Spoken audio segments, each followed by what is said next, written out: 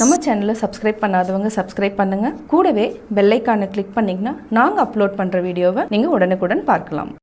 நம்ம இன்னைக்கு கேரட் சாதம் செய்ய போகிறோம். எவ்வளோ ஈஸியாக கேரட் சாதம் செய்யலாங்கிறத வாங்க பார்க்கலாம். அதுக்கு என்னென்ன தேவையான பொருட்கள் சொல்கிறேன். சாதம் வந்து நம்ம ஆல்ரெடி சாதம் வடித்து இப்போ வந்து நான் ஒரு 200 கிராம்ஸ் வச்சுருக்கேன். அடுத்தது வந்து என்னென்னா கேரட் வந்து 3 கேரட் எடுத்திருக்கேன். சின்னதாக 3 கேரட் எடுத்திருக்கேன். ஒரே ஒரு பெரிய வெங்காயம் 1 பச்சை மிளகாய் 2 எடுத்திருக்கேன். அதுக்கப்புறம் கறிவேப்பிலை கொஞ்சமாக, இது எவ்வளோ தேவையோ அவ்வளோ எடுத்துக்கோங்க. உப்பு தேவையான அளவு. தாளிக்கிறதுக்கு வந்து கடுகு, உளுத்தம்பருப்பு, கடலைப்பருப்பு, இவ்வளோ தான். இதை வச்சு நம்ம எப்படி செய்யறதுங்கிறத பார்க்கலாம். எண்ணெய் வந்து தேவையான அளவு எடுத்துக்கலாம். கடாய் நல்லா காஞ்சிருச்சு. இப்போ வந்து எண்ணெய் ஊற்றுறோம். எண்ணெய் நல்லா காஞ்சதுக்கப்புறம் கடுகு போடணும். கடுகு போட போகிறோம்.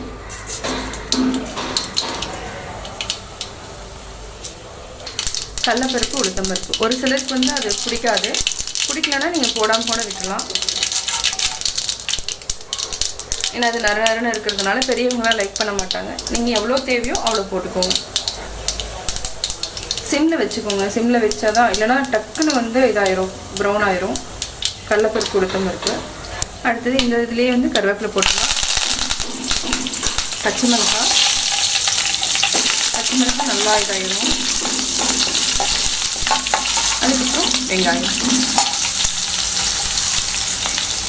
வெங்காயம் வந்து நல்லா நம்ம வதக்கணும். வெங்காயத்தை வெங்காயம் போட்டு நல்லா வதக்கியாச்சு. நல்லா ஃப்ரை ஆயிடுச்சு. இப்போ கேரட் போடுறோம். சாதம் ஜாஸ்தின்னா நீங்கள் கேரட் வந்து இன்னும் 2 கேரட் கூட ஆட் பண்ணிக்கலாம். எவ்வளோ தேவைன்னு பார்த்துக்கோங்க. கேரட் சாதம் வந்து ரொம்ப உடம்புக்கு நல்லது. கேரட் வந்து நல்லா ஃப்ரை பண்ணணும்.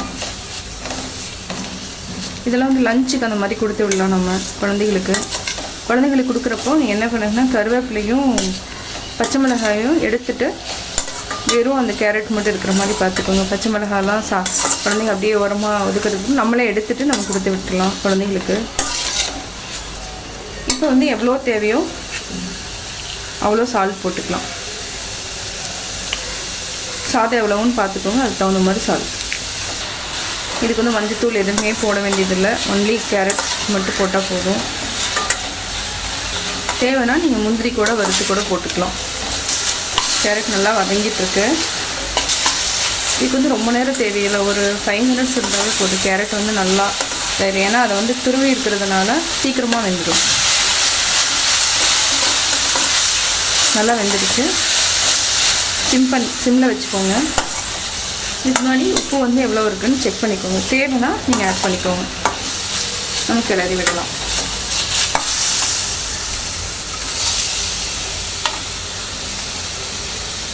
ஹை ஃப்ளேமில் வச்சா என்ன ஆகும்னா அடி பிடிச்சிக்கும், கருப்பாயிடும். அதனால் சிம்லேயே வச்சு பண்ணுங்க.